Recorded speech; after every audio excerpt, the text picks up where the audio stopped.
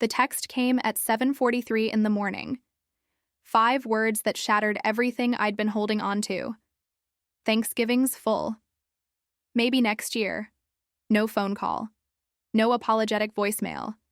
No explanation wrapped in gentle words to soften the blow. Just a casual rejection glowing on my phone screen while Seattle rain drummed a relentless rhythm against my apartment window. I sat on the edge of my bed, still in pajamas, coffee growing cold on the nightstand, staring at those words until they blurred into meaningless shapes. My father's name sat above the message. Dad. Such a simple word for such a complicated relationship. I read it again, and again, as if repetition might somehow change the meaning. But there was no misunderstanding. Thanksgiving's full. Translation. There's no room for you. Maybe next. Year.translation. But probably not then either. My thumb hovered over the keyboard. 1,000 responses fought for space in my mind. Why? What did I do wrong this time? Please, just let me come. But I'd learned years ago that begging only made rejection worse. That showing you cared gave them power they'd already proven they didn't deserve. So instead, I typed the only thing that made sense when your heart's already gone numb. No worries. 2 words. Casual, breezy. The kind of response that suggested, I didn't care at all, even though we both knew I did. I hit send and watched the message turn blue. Delivered. Read. No response came. Of course it didn't. I stood slowly, my legs feeling disconnected from my body, and walked to the floor-to-ceiling windows overlooking the Seattle skyline. Rain streaked down the glass, turning the city into something abstract and bleeding. Buildings? Melting into gray sky. Car lights smearing into ribbons of red and white. My reflection stared back at me, ghostly and transparent against the storm. 32 years old. Successful by every measurable standard. Independent. Everything I'd worked so hard to become, and still not enough for them. They had no idea what I was about to do. 1 week later, while their perfectly curated house in Portland filled with champagne, in crystal glasses and laughter that never quite reached anyone's eyes, my ranch, the one they didn't even know I owned, filled with something entirely different. 200 strangers who'd also been told there wasn't room for them. A table that stretched so long it seemed endless. Food that tasted like love instead of obligation, and laughter that was real, raw, and healing. When the photos hit Facebook the next morning, spreading faster than wildfire through our carefully maintained social circles, let's just say the silence that had defined our family for 3 decades finally, definitively shattered. Let me take you back to where this really began. My name is Vera Catherine Stone. I'm 32 years old, and I'm the youngest of 3 children born to Robert and Elaine Stone of Portland, Oregon. For most of my life, being the youngest meant something very specific in our family. It meant I was the afterthought, the accident, the one they hadn't really planned for. My father, Robert Stone, built his entire identity on control and efficiency. He runs a mid-sized logistics company called Stoneway Transport. Started it from nothing 30 years ago, turned it into a multi-million-dollar operation through sheer force of will and an almost pathological attention to detail. He's the kind of man who measures human worth in profit margins and productivity metrics. Who believes emotions are inefficiencies to be managed and minimized? Who thinks love should be earned through achievement, never freely given? I learned early that his approval was a moving target. Every time you thought you'd reached it, the goalposts shifted just out of reach again. My mother, Elaine Stone, is a different kind of complicated. She's a homemaker in the most performative sense of the word. Every room in our childhood home looked like it had been professionally staged for a magazine shoot. Perfectly fluffed pillows arranged just so. Fresh flowers in every room. Not a single thing out of place. She threw dinner parties that people talked about for weeks afterward. Her Thanksgiving tables were legendary in our social circle. Coordinated color schemes down to the napkins, custom place cards with each guest's name written in perfect calligraphy, centerpieces that cost more than most families' entire holiday. Budgets. But beneath all that careful curation, all that obsessive attention to appearances, There was a coldness I could never quite name as a child. It wasn't cruelty exactly. It was more like absence. Like she'd learned to perform all the motions of motherhood without ever really feeling any of them. Then there's my sister, Marissa. Marissa Eleanor Stone Carmichael, 35 years old. Married to Bradley Carmichael, a financial advisor at one of Portland's most prestigious firms. 2 children, Ethan, 7, and Sophie, 5, who are already being groomed for the same performance our family has always demanded. She lives in a house with a 3-car garage, a wine cellar that would make sommeliers jealous, and a kitchen. That's been featured twice in Portland Home and Garden magazine. She's everything my parents ever wanted in a daughter. Articulate, naturally poised, beautiful in that effortless, expensive way that comes from good genes and even better skincare. Routines. She studied communications at a private college, married exactly the right kind of man, produced photogenic grandchildren right on schedule, and has never once questioned the family narrative. She's the golden child. Always has been. Always will. And then there's my brother Noah James Stone, 33 years old. Quiet in a way that feels almost painful to witness. The type of person who apologizes profusely when someone else bumps into him. Who makes himself physically smaller to avoid any possibility of conflict. He works in middle management at Dad's company, lives in a modest apartment in Beaverton, goes on dates occasionally but never anything serious, shows up to every family event exactly when he's told to, leaves exactly when it's socially appropriate, and never ever rocks the boat. He's not invisible like I was, he's just tolerated. Kept around because he's useful, because he fits neatly into Dad's succession plans, because he knows how to play the game without complaint. And me? I was the misfit from day one. The question mark in their perfect equation, the one who didn't quite fit the mold no matter how hard I tried to reshape myself. Growing up in the Stone household was like living in a museum where you were simultaneously the visitor and the exhibit. Everything looked absolutely perfect from the outside. Beautiful.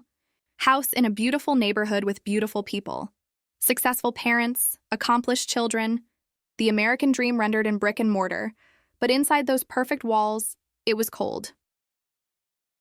I remember being maybe 7 years old, coming home from school with a drawing I'd made in art class, a crayon picture of our family standing in front of our house, stick figures with enormous smiles and a bright yellow sun. I was so incredibly proud of it.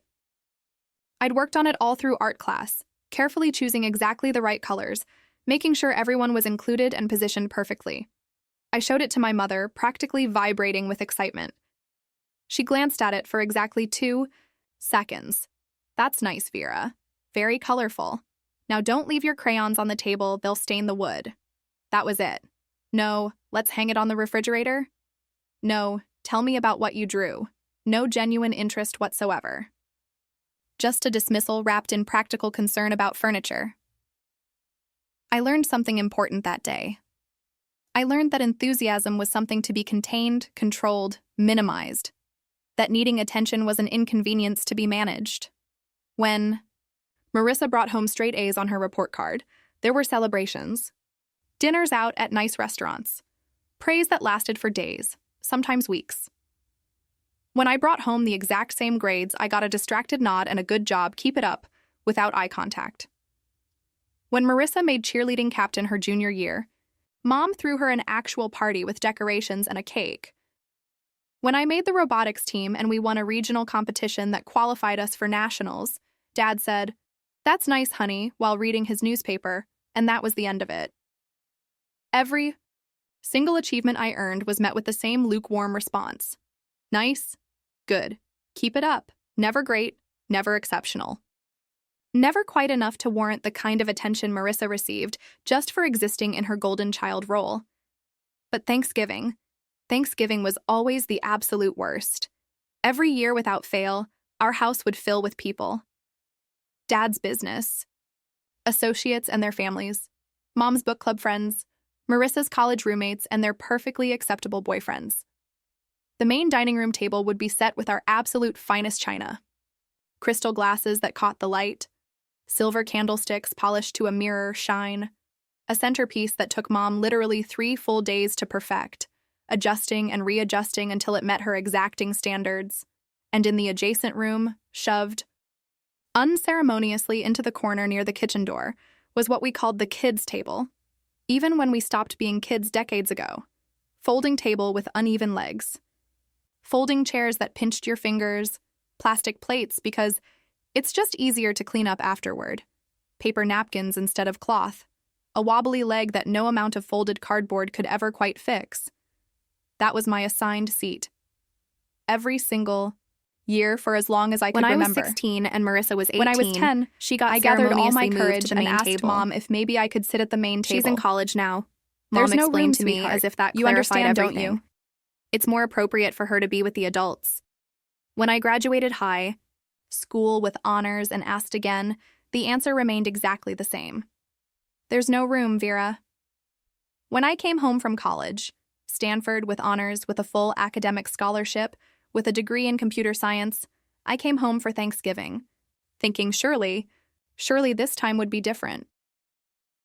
Noah and I sat at that same wobbly kids' table together, while Marissa's sorority friends, people I'd never even met before that day, sat at the main table laughing about memories I wasn't part of. I was 22. Years old, sitting on a folding chair with a paper plate balanced on my knees, listening to champagne toasts and laughter filtering in from the other room, and I realized something that made my chest physically ache. There would always be room for strangers, for acquaintances, for people who fit the right image, but there would never be room for me. When I got accepted to Stanford, I genuinely thought everything was about to change. I remember the day the acceptance letter arrived like it was yesterday. I was 17, sitting in my bedroom doing calculus homework, when Mom called up the stairs. "Vera, there's mail for you." My hands actually shook as I tore open that thick envelope. "Congratulations. We are pleased to offer you admission to Stanford University along with a full academic scholarship covering tuition, room, and board." I screamed, actually screamed out loud with pure joy. I ran downstairs, waving the letter like a victory flag, tears of happiness streaming down my face. "Mom, Dad, I got in. I got into Stanford, and they gave me a full scholarship." My mother was in the kitchen, methodically chopping vegetables for that night's dinner. She glanced up, offered a mild smile, and said, "That's wonderful, honey. I'm happy for you." Then she immediately went back to chopping. My father was in his study working. I burst through the door, breathless with excitement. "Dad, I got into Stanford. Full ride. Everything covered." He looked up from his computer screen, his reading glasses perched on his nose. There was a pause. A long, heavy, crushing pause. Then, he said, "That's nice, Vera. Really it is. But, California is very far away from home. Have you given any thought to staying closer? Your sister went to University of Portland, and that worked out extremely well for her." I stood there in his doorway, the acceptance letter trembling in my hands, watching him turn back to his screen like the conversation was already over. "It's Stanford, Dad. One of the best schools in the entire country." I understand that, and it's an achievement. I'm just saying, family is important. Proximity matters. It's something to seriously consider. That was it. No celebration, no proud father moment. No acknowledgement of how hard I'd worked. Just a quiet, calm suggestion that I should make myself smaller, stay closer, be less. I went anyway. Best decision I ever made in my entire life. College was the first time in my life I felt like I could actually breathe. At Stanford, nobody knew I was the leftover daughter. Nobody expected me to shrink myself to fit someone else's narrative. Nobody was comparing me to Marissa every single day. I threw myself completely into computer science, into coding, into building things that solved real problems for real people. Joined a startup incubator program in my junior year. Met 2 other students, Marco Chen and Jin Okoye, who became not just business partners, but actual real friends. The kind who saw me for who I was. Together, we built something meaningful, an operations management platform called Northlink Systems. It helped small and medium businesses optimize their logistics and supply chains.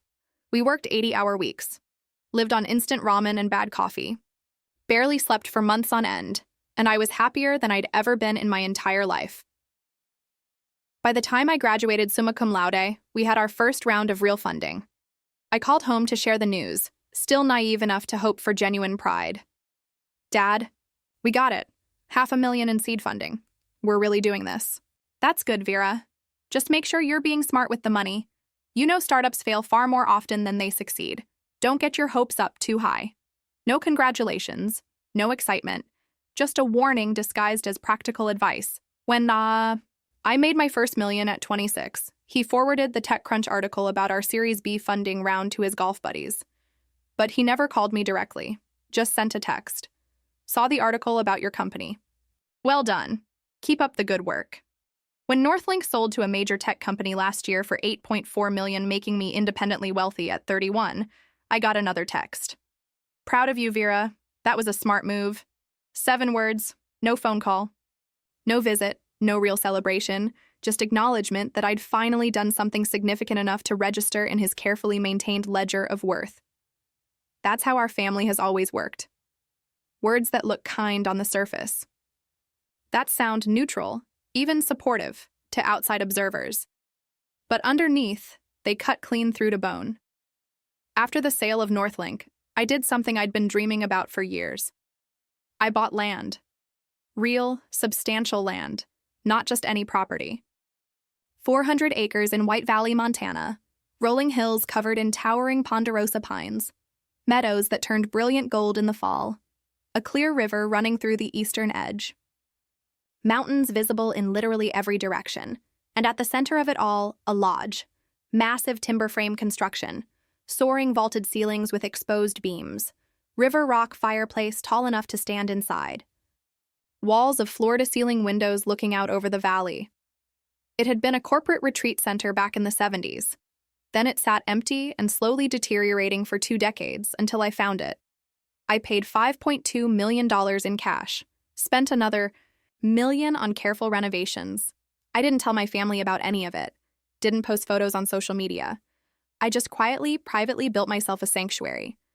A place where I could disappear when Seattle felt too loud and demanding, when the pressure of building my next company got too heavy, when I needed to remember who I actually was beneath all the achievement and armor.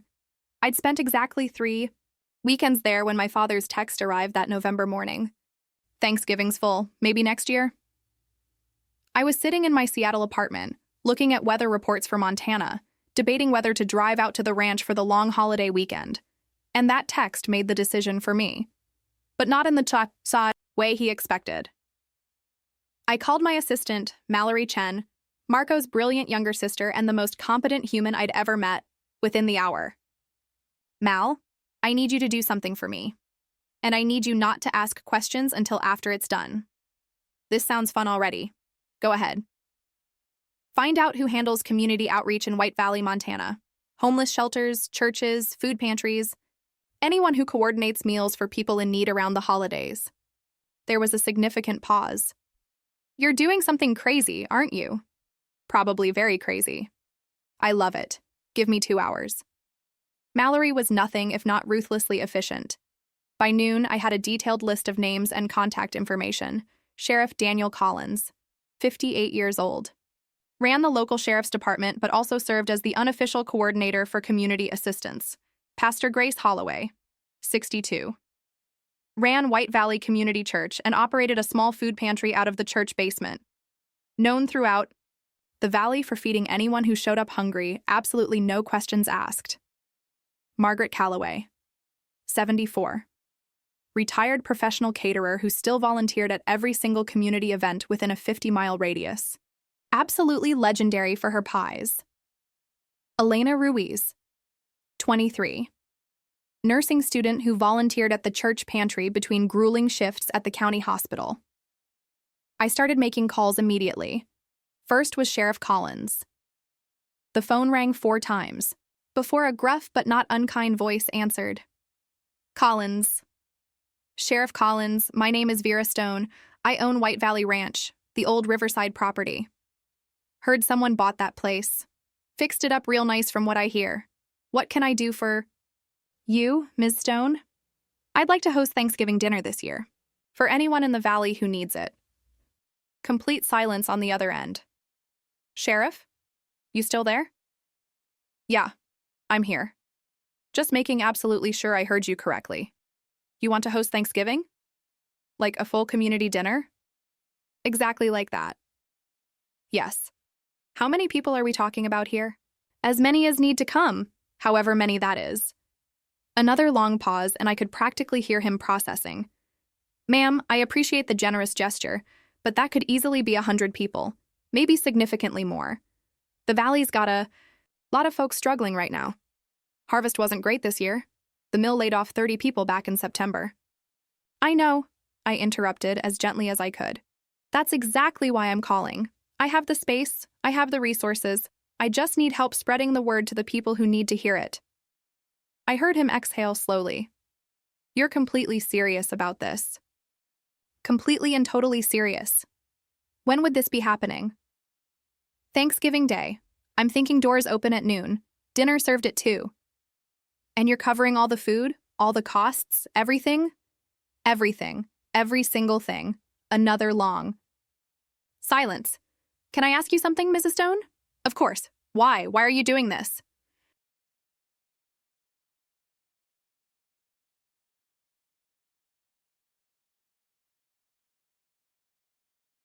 I looked out my window at the Seattle rain, thinking about 32 years of being told there wasn't room. Because I know exactly what it feels like to be told there's no space for you, I said quietly. And I never want anyone else to feel that way if I can help it. He understood immediately.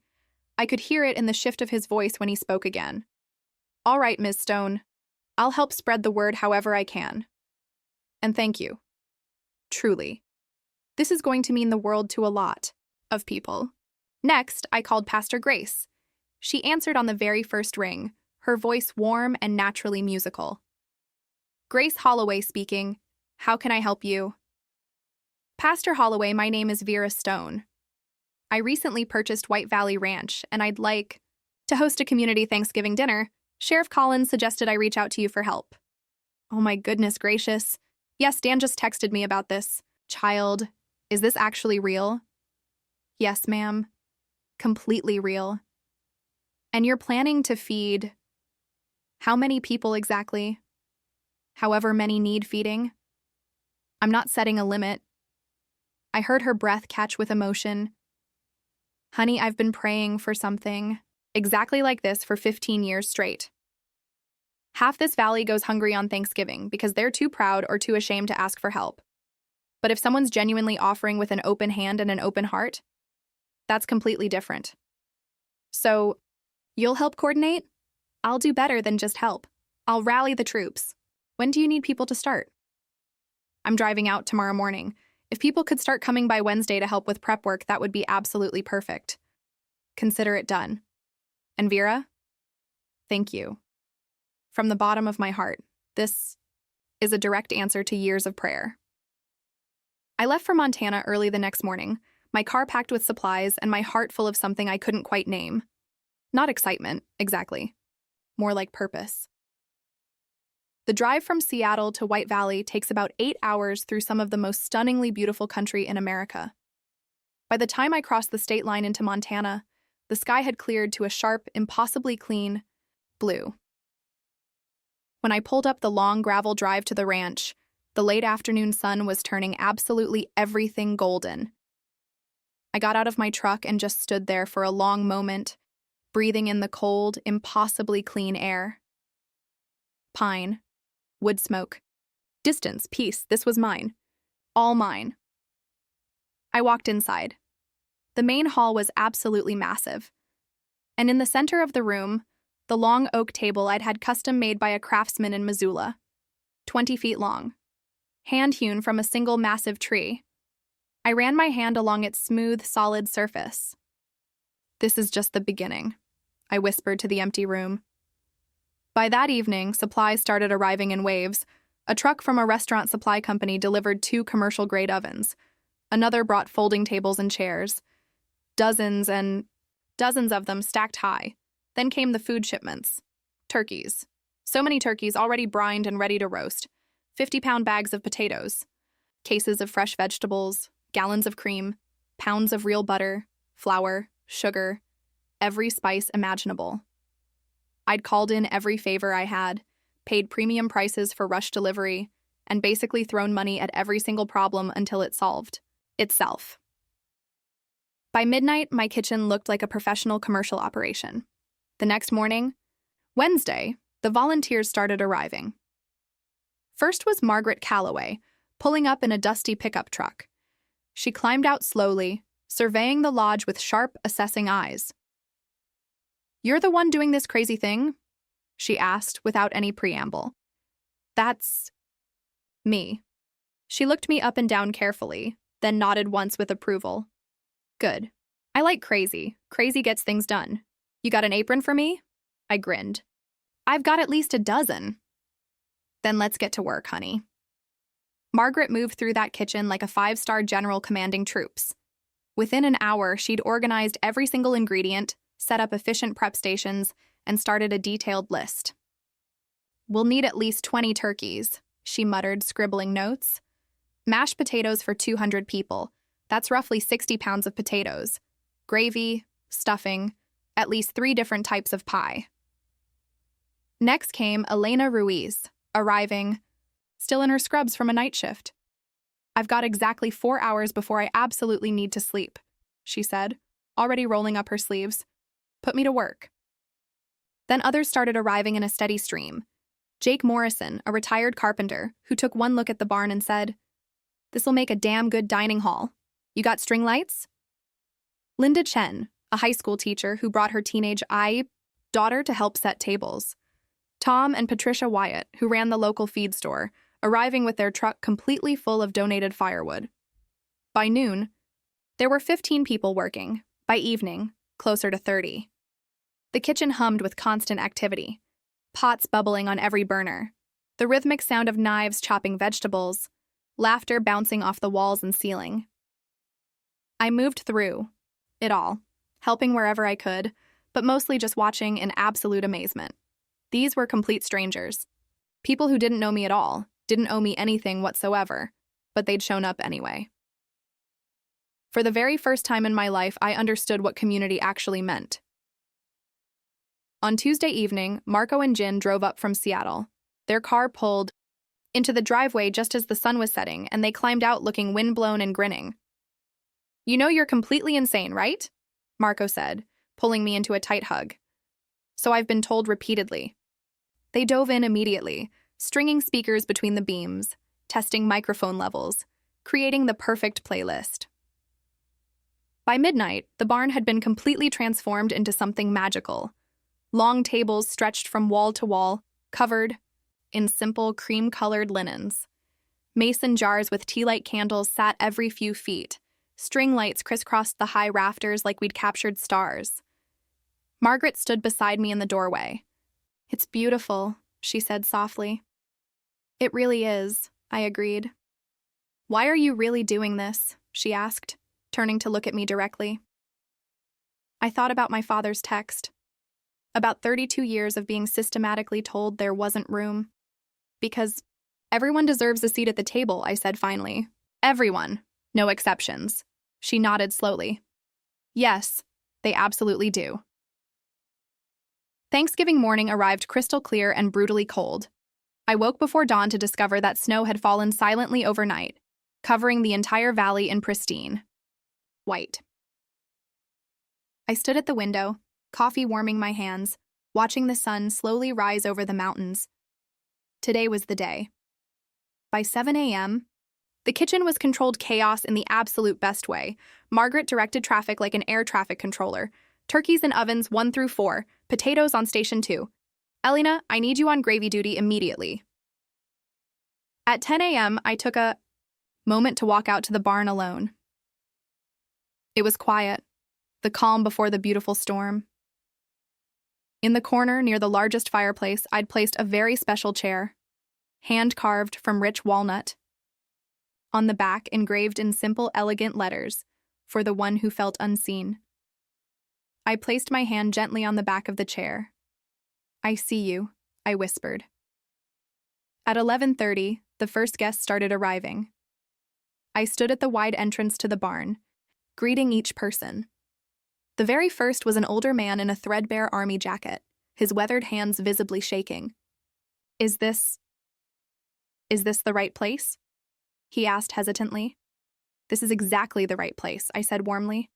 Welcome. Please come in where it's warm. I'm Walt, he said, his voice thick with emotion. Walt Briggs. I'm Vera. I'm so incredibly glad you're here, Walt. Next came a young mother with 2 small children clinging to her worn coat.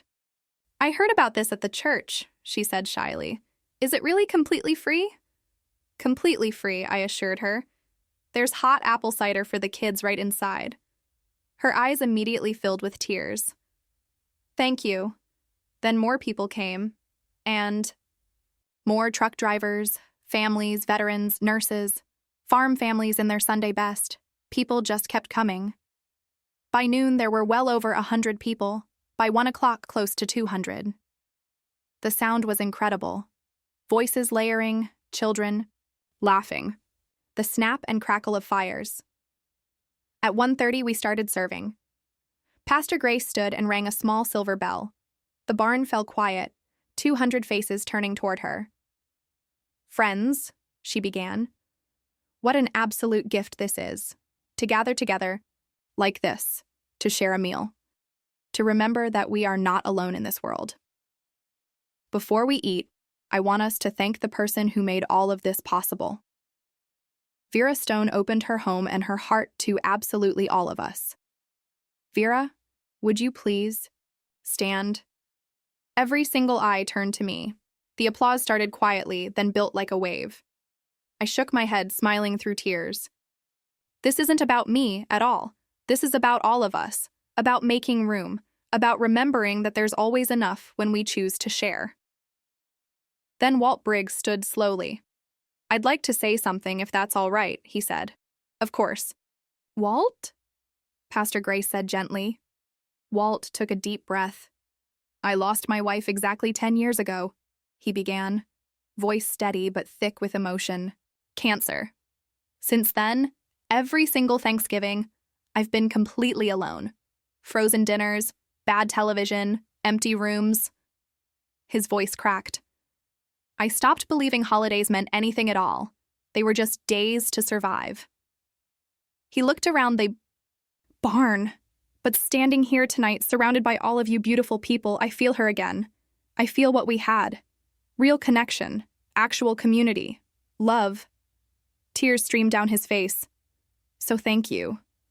Thank you for reminding this old man that he's not alone.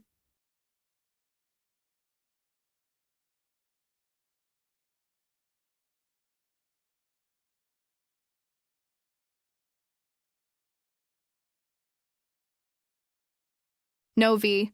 This was all you, your vision, your heart, your courage. I looked around slowly, Walt laughing with strangers who'd become friends, children with faces sticky with pie, Pastor Grace moving through the crowd like warm light.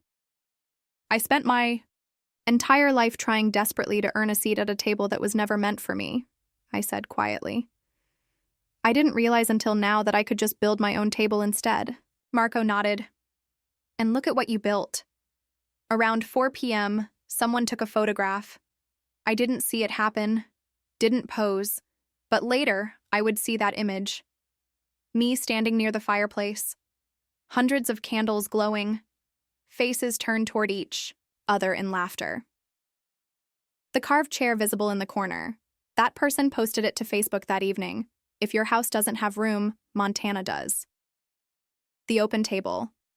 By morning, it had been shared 5,000 times. By afternoon, local news.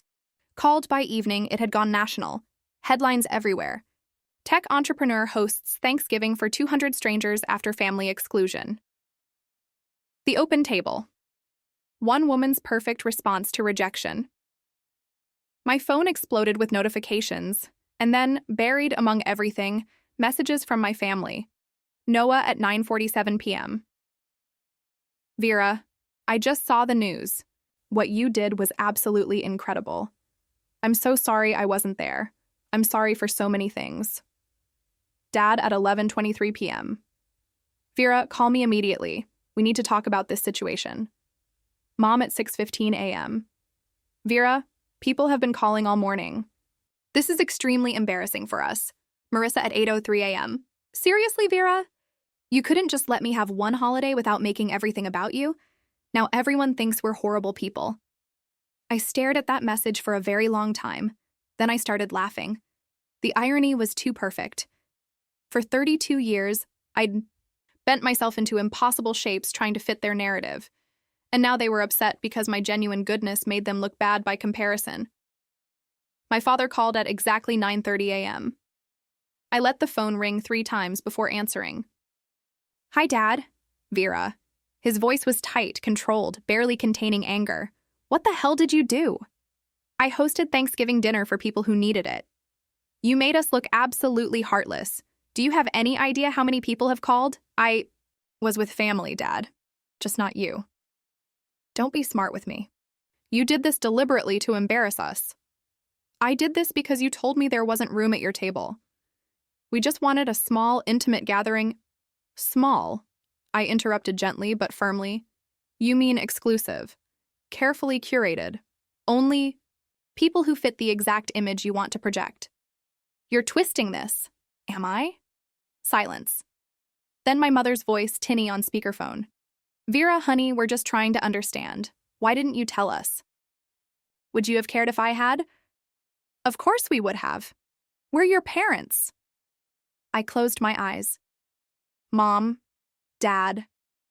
When I got into Stanford, you told me to stay closer. When my company sold for $8 million, you sent a text. When I've needed you, you've never been there. So forgive me if I didn't think to invite you to something that actually mattered to me. That's not fair, my father said defensively. Then a third voice joined. Aunt May. Dad's sister. Robert, Elaine, I've heard more than enough. May, stay out of this, Dad warned. No, I've stayed out of it for 32 years and watched you treat that girl like she was less than. I'm not staying quiet anymore. We have always provided. Yes, Aunt May interrupted. Loved her? That's different, Robert. My mother's voice trembled. We do love her. Then why wasn't there room at your table? Aunt May asked with devastating simplicity. Silence. You've been setting a table for appearances your entire lives, Aunt May continued, calm but unyielding. Perfect settings, perfect guests, perfect image, and you convinced yourselves that performance was the same as family. That's not true, Mom whispered. Vera just showed the world what Thanksgiving actually means, what family could mean. Instead of being proud, you're embarrassed. Because her goodness highlighted what you've been doing, choosing appearances over your own daughter. My father, quieter now. Vera, you made us look bad. I laughed. Not with humor, but with exhausted relief. No, Dad. You did that yourselves. I just built something good and true, and if that made you look bad,